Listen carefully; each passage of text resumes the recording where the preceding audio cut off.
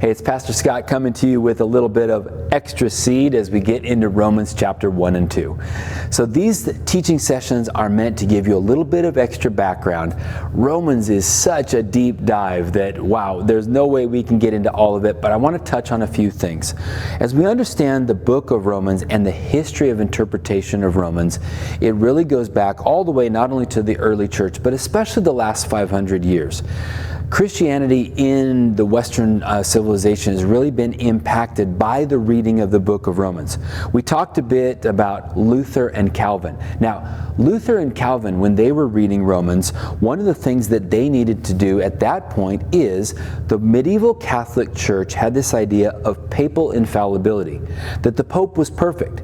Luther challenged that and said, wait a minute, he's selling indulgences, but we're not saved by buying indulgences. We're not saved by doing the works of the Catholic Church. We're saved by faith in Christ. He's getting that idea from reading in Paul's writings in Romans. So for both Luther and Calvin, as they looked into Romans, they looked at that and said, well, wait a minute, this is talking about faith in Christ that saves us. And one of the ways that they read into that is they said, well, wait a minute, maybe the Jews in the first century were just like the Catholic opponents that we face in the 1500s. Because of that, the way that Luther and Calvin read Romans meant that for many, they have assumed, well, Jews also wanted to be saved by works. They wanted to be saved by good deeds. And so that has filtered into the church over the last 500 years. They were reading that Latin term justitio for justification or righteousness. It's a legal term. Someone who was guilty but had been declared innocent because someone else took their place. So that idea of what we call penal substitution theory, or the idea that we were guilty, we'd been judged guilty and sentenced to die. Jesus stepped in and took our place, and He is the one who took the wrath of God and the anger of God. All of that comes out of Luther and Calvin's readings of Paul in Romans. However, in the 80s and 90s, in the 1980s, 1990s, that perspective began to be challenged. There were writings like E.P. Sanders and W.D. Davies, James Dunn, N.T. Wright, that began to say, wait a minute, there's a new perspective on Paul. And that new perspective on Paul is that Paul is not saying that Jews believed they were saved by works, but rather they were saved because they were in covenant with God. Their salvation was based on the faithfulness of God.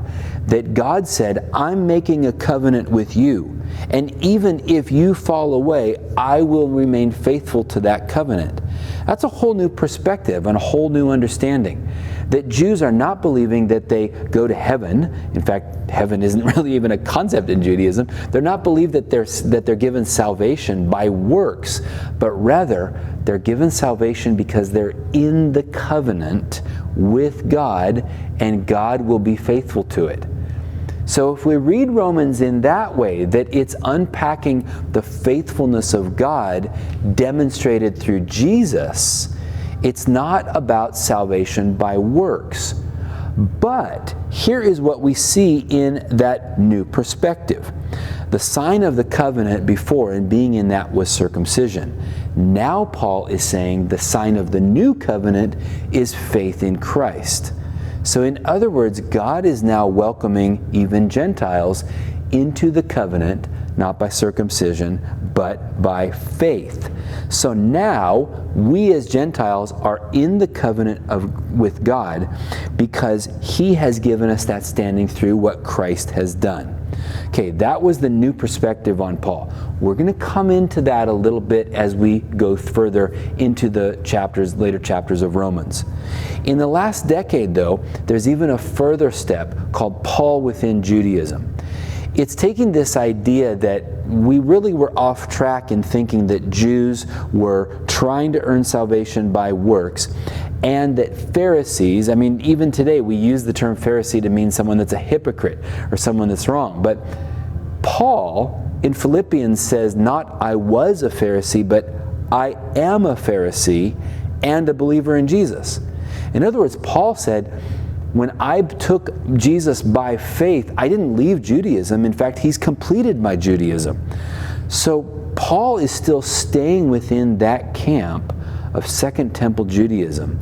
But now he talks about inclusion, that we as Gentiles are now included in this new covenant people. So the book of Romans, the letter to the Roman believers in Rome, they're Jewish and they're Roman. They're Jew and Gentile. And Paul is saying, you both have been made one new covenant people in Christ.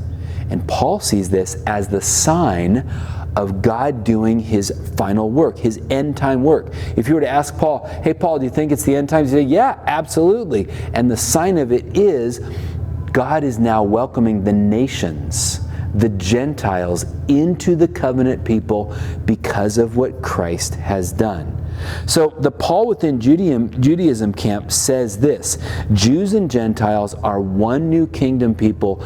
God is making one covenant, one nation that are the followers of Christ. And in that process, God is not about to destroy creation, but he's renewing it and restoring it. All of these things are the sign that it is the end times, the bringing in of the Gentiles, the renewing of creation.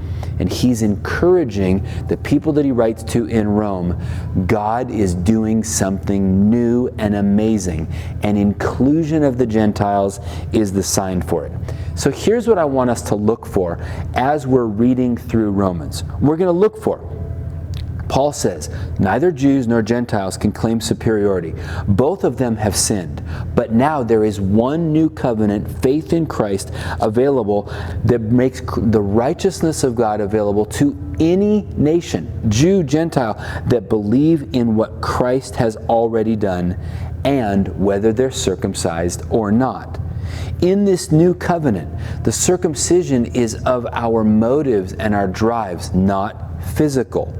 And as we die to sin and death and were made alive to God through Christ by his Spirit, it allows our motives to be aligned with him. Paul's going to call this life in the Spirit.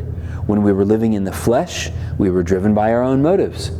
Now, we are driven by the motives of God through his Spirit living within us. This is what Paul calls sanctification. Sanctification is when my motives internally are in line with God's covenant and with God's designs. So, Paul in this writing, he's going to address ethnic and theological debates that are happening between the believers in Rome and saying, hey, we're all on the same team. Jew and Gentile, one covenant people in Christ. He's going to address that Christ's offer of righteousness is available to all who believe, regardless of circumcision, because it takes place inside. Paul is going to make the case that in the new covenant, circumcision is those heart motives, not physical.